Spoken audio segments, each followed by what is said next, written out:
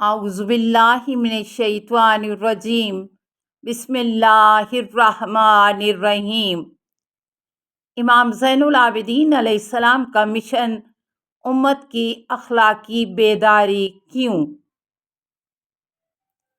امام زین العابدین علیہ السلام نے اسلامی معاشرے کی تربیت اور اخلاقی تطہیر کو اپنی زندگی کا مقصد کیوں بنایا؟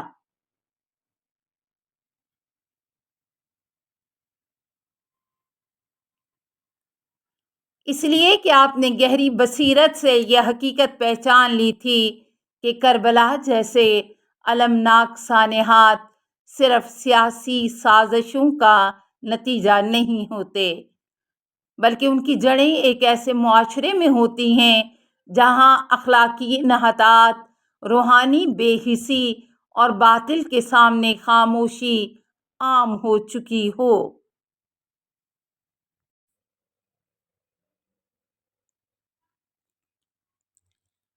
امام علیہ السلام کے نزدیک امت مسلمہ کا سب سے بڑا المیہ یہ تھا کہ اس نے اخلاقی و فکری بیداری کھو دی تھی۔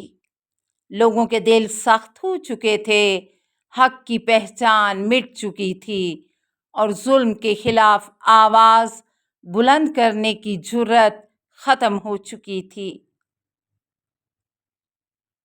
اسی لیے امام سجاد علیہ السلام نے تلوار کے بجائے دعا، مناجات اور اخلاقی تربیت کا راستہ اختیار کیا، تاکہ انسان کے اندر سے جاہلیت، خوف اور باطل پسندی کو ختم کیا جا سکے اور ایک ایسا باشعور، باکردار اور با ایمان معاشرہ تشکیل پائے جو ظلم کے آگے سر نہ جھکائے۔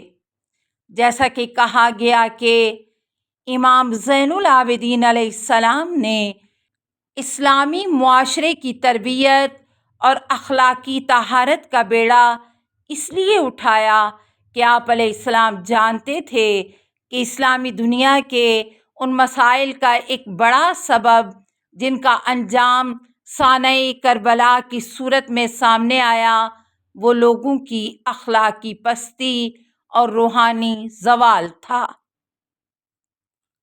اللہم صلی علی محمد و آل محمد وعجل فرجہم اجمعین۔